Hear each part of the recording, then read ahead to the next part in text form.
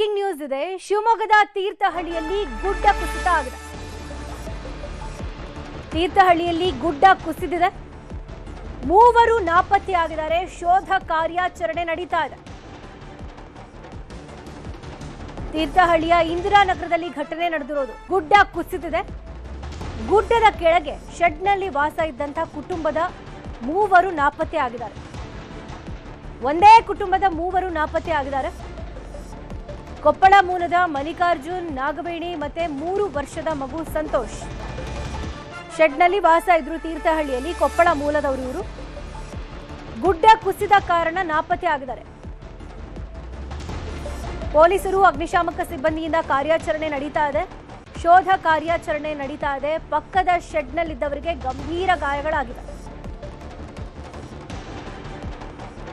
ಇಂದಿರಾನಗರದ ತೀರ್ಥಹಳ್ಳಿಯಲ್ಲಿ ಘಟನೆ ಆಗಿರೋದು. ಮಳೆಯ ಕಾರಣಕ್ಕೆ ಗುಡ್ಡ ಕುಸಿದಿದೆ. ಶಿವಮೊಗ್ಗದ ತೀರ್ಥಹಳ್ಳಿಯಲ್ಲಿ ತಡರಾತ್ರಿ ಸುಮಾರು 2:30ಕ್ಕೆ ಗುಡ್ಡ ಕುಸಿದು ಗುಡ್ಡದ ಕೆಳಗೆ ವಾಸ ಇದ್ದಂತ ಶೆಡ್ನ 3 ಮಂದಿ ನಾಪತ್ತೆ ಆಗಿದ್ದಾರೆ.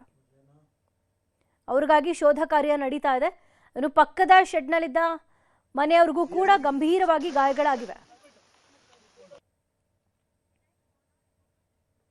ಈ ಬಗ್ಗೆ ಮತ್ತಷ್ಟು ಮಾಹಿತಿ ಕೊಡ್ತಾರೆ ವಿನಯ್, ನಮ್ಮ ರಿಪೋರ್ಟರ್ ದೂರವಾಣಿ ಸಂಪರ್ಕದಲ್ಲಿ ಜಾಯ್ನ್ ಆಗ್ತಾ ಇದ್ದಾರೆ. ವಿನಯ್, ಮಧ್ಯರಾತ್ರಿ ಸುಮಾರು 2:30ಗೆ ಗುಡ್ಡ ಕುಸಿದಿದೆ. ಮೂವರು ನಾಪತ್ತೆ ಆಗಿದ್ದಾರೆ. ಹೇಗ್ ನಡೀತಾ ಇದೆ ಶೋಧ ಕಾರ್ಯ? ಏನಾದ್ರೂ ಮಾಹಿತಿ ಸಿಕ್ಕಿದೆಯಾ?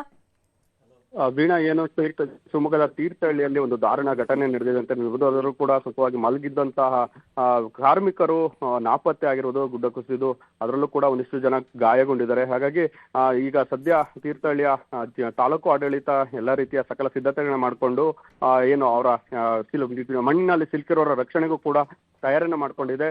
ಏನು ಇಂದಿರಾನಗರದಲ್ಲಿ ನಡೆದಂತ ಈ ಘಟನೆ ಏನಿದೆ ಅಂದ್ರೆ ಕೇವಲ ಸಿಟಿಯ ಮಧ್ಯದಲ್ಲಿದ್ದಂತಹ ಒಂದು ಜಾಗ ಇದು. ಈ ಜಾಗದಲ್ಲಿ ಒಂದಿಷ್ಟು ತಾತ್ಕಾಲಿಕ ಶೆಡ್ಗಳನ್ನ ಹಾಕೊಂಡಿದ್ರು ಕಾರ್ಮಿಕರು. ಅಂದ್ರೆ ಬೇರೆ ಬೇರೆ ಜಿಲ್ಲೆಗಳಿಂದ ಬಂದಂತ ಕಾರ್ಮಿಕರು ಏನಿರ್ತಾರೆ ಅವರು ತಾತ್ಕಾಲಿಕ ಶೆಡ್ ಅನ್ನ ಹಾಕೊಂಡು ಅಲ್ಲಿ ವಾಸ ಮಾಡ್ತಾ ಇರ್ತಾರೆ. ಒಂದಿಷ್ಟು ಕೆಲಸ ಕಾರ್ಯಕ್ಕಾಗಿ ಅಲ್ಲಿಂದ ಅಂದ್ರೆ ತಮ್ಮ ಊರಿಂದ ಬಂದು ಇಲ್ಲಿ ಕೆಲಸವನ್ನ ಮಾಡ್ಕೊಂಡಿರ್ತಾರೆ. ಆದ್ರೆ ಏಕಾಏಕಿ ಗುಡ್ಡ ಕುಸಿದಿರೋದ್ರಿಂದ ಈಗ ಒಂದು ರೀತಿಯಲ್ಲಿ ಆತಂಕಕ್ಕೆ ಒಳಗಾಗಿದ್ದಾರೆ. ಅದರಲ್ಲೂ ಕೂಡ ಅಲ್ಲಿ ಸ್ಥಳೀಯರೇನಿದ್ದಾರೆ, ಅದರಲ್ಲೂ ಏನು ತೀರ್ಥಹಳ್ಳಿಯ ಭಾಗದ ಸ್ಥಳೀಯರೇನಿದ್ದಾರೆ ಅವರು ಕೂಡ ಈಗ ಆತಂಕಕ್ಕೆ ಒಳಗಾಗಿದೆ. ಯಾಕಂದ್ರೆ ಸಿಟಿ ಒಳಗೆ ಅಂದ್ರೆ ನಗರದೊಳಗಿರುವಂತಹ ಗುಡ್ಡವೇ ಕುಸಿತಾ ಇರೋದ್ರಿಂದ ಒಂದು ರೀತಿಯಲ್ಲಿ ಆತಂಕಕ್ಕೆ ಒಳಗಾಗಿದ್ದಾರೆ ಅಂತ ಹೇಳ್ಬೋದು. ತಡರಾತ್ರಿ 2:15ಕ್ಕೆ ಈ ಘಟನೆ ನಡೆದಿದೆ. ಹಾಗೆ ಕೆಳಭಾಗದಲ್ಲಿ ಇರುವಂತಹ ಏನು ಮೂವರು, ಒಂದೇ ಕುಟುಂಬದ ಮೂವರನ್ನ ಅಂದ್ರೆ ಅದರಲ್ಲೂ ಕೂಡ ಏನು ಕೊಪ್ಪಳ ಮೂಲದ ಗಂಗಾವತಿಯ ಮಲ್ಲಿಕಾರ್ಜುನ, ನಾಗವೇಣಿ ಹಾಗೂ ಸಂತೋಷ್ ಅವರ ಹುಡುಕಾಟದಕ್ಕೆ ಈಗ ಪೊಲೀಸರು ಕೈ ಹಾಕಿರೋದು.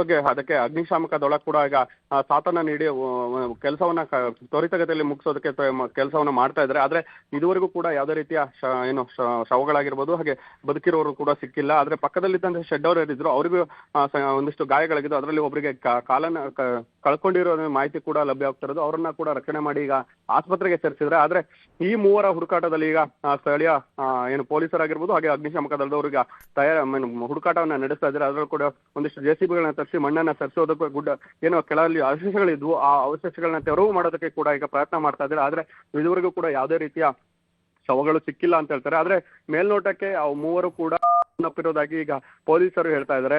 ಅಂದ್ರೆ ಯಾಕಂದ್ರೆ ಮಣ್ಣು ಏನು ದೊಡ್ಡ ಮಟ್ಟದಲ್ಲಿ ಕುಸಿದಿರೋದ್ರಿಂದ ಅವರು ಕೆಳಗೆ ಸೇರ್ಕೊಂಡಿದ್ದಾರೆ. ಹಾಗಾಗಿ ಅವರು ಉಳಿದಿರೋದಕ್ಕೆ ಸಾಧ್ಯವಿಲ್ಲ ಅನ್ನೋ ಒಂದಿಷ್ಟು ಮಾತುಗಳನ್ನ ಆಡ್ತಾ ಇರೋದು. ಹಾಗಾಗಿ ಪೊಲೀಸರು ಕೂಡ ಈಗ ತಯಾರನ್ನ ಮಾಡ್ಕೊಂಡು ಎಲ್ಲ ರೀತಿಯಿಂದಲೂ ತನಿಖೆಯನ್ನ ಮಾಡ್ತಾ ಇದ್ದಾರೆ. ಜೊತೆಗೆ ಅಲ್ಲಿ ಯಾರ್ಯಾರು ಇದ್ರು, ಇನ್ನೂ ಯಾರಿಗಾರು ಏಟಾಗಿದೆ ಅನ್ನೋದ್ರ ಬಗ್ಗೆನೂ ಕೂಡ ಈಗ ತನಿಖೆಯನ್ನ ಮಾಡ್ತಾ ಇದ್ದಾರೆ.